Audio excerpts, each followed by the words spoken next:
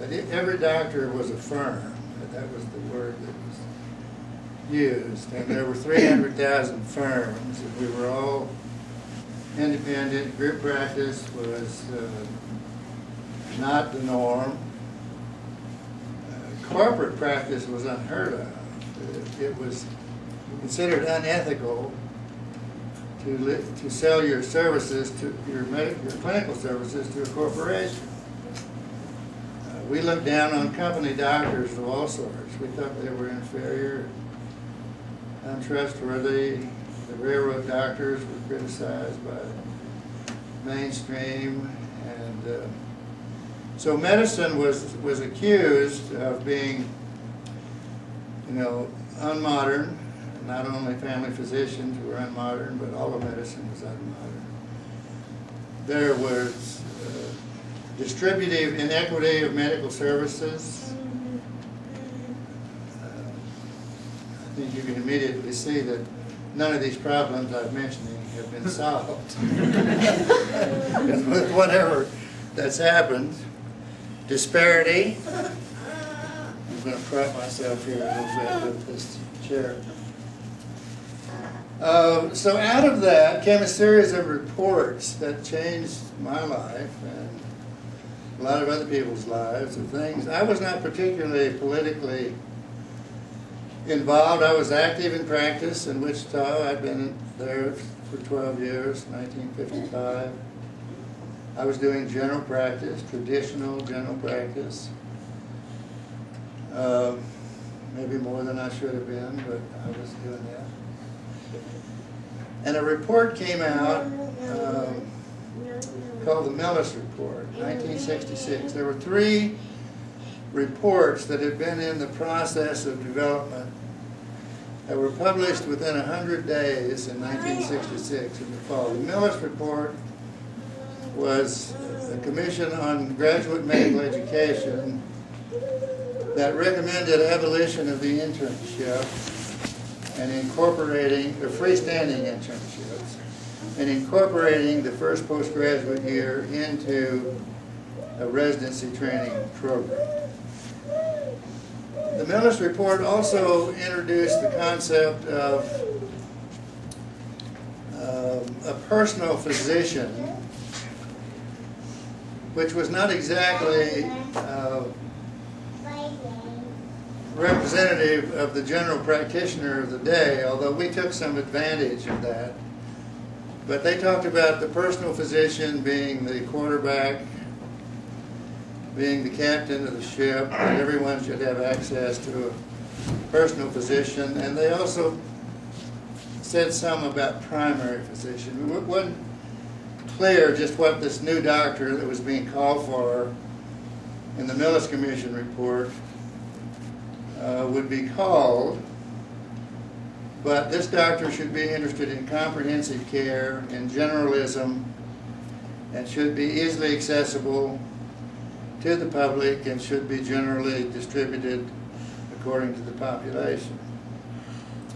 Well, that report was a kind of bombshell. It was a Carnegie Commission-sponsored report.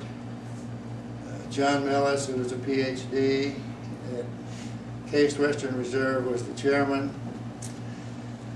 And then there was another one called Health as a Community Affair that had been in process for about 3 years, and its report was published. And this made a strong call for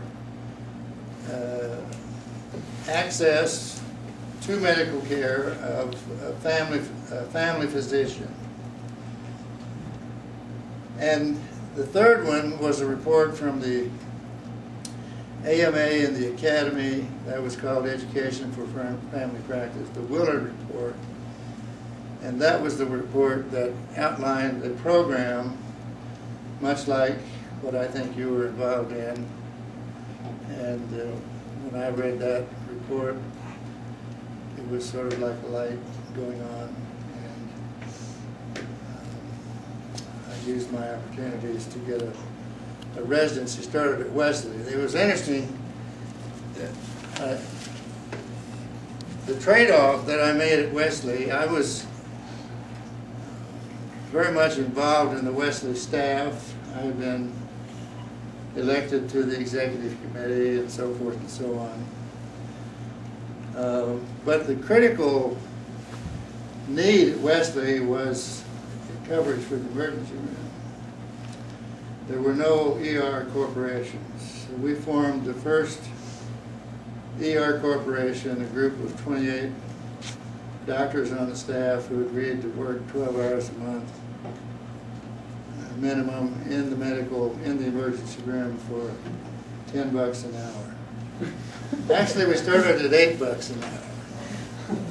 Is that ESPA? Yes. That's still in existence. Emergency Services PA. Yeah, I was the first president of that. That was called the Pontiac Plan. That was something that was going on in Pontiac, Michigan. And it was not a stockholders meeting. Everybody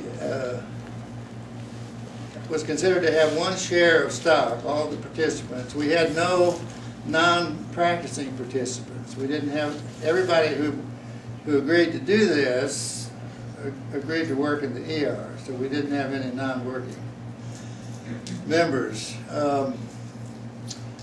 And this may be of some interest to you. I found out what keeps a group like that together, because it started off with 28 and then it shrank to 21. You know, you can't have psychiatrists working in the emergency room.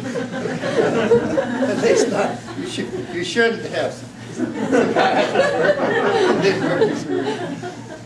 So we formed something called a money purchase pension plan. I found out what will keep a doctor doing something. And this was a kind of a savings program whereby 20% of your hourly wage could be put into an account on your behalf. So when we raised the rate to $10 an hour, they could put $2 an hour in this money savings pension plan. And I found out that when any doctor got $500 in that plan, they were not about to leave my organization. $500 would hold them, and $1,000 was even better. So that kept the group from disintegrating.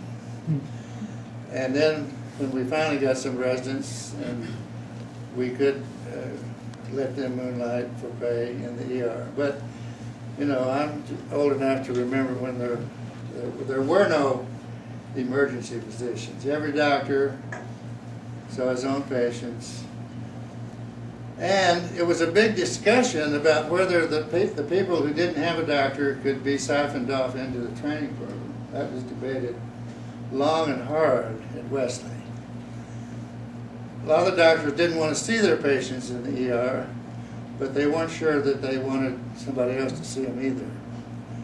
So we were able to finally get permission to do that, and that was a big factor in getting started. Well,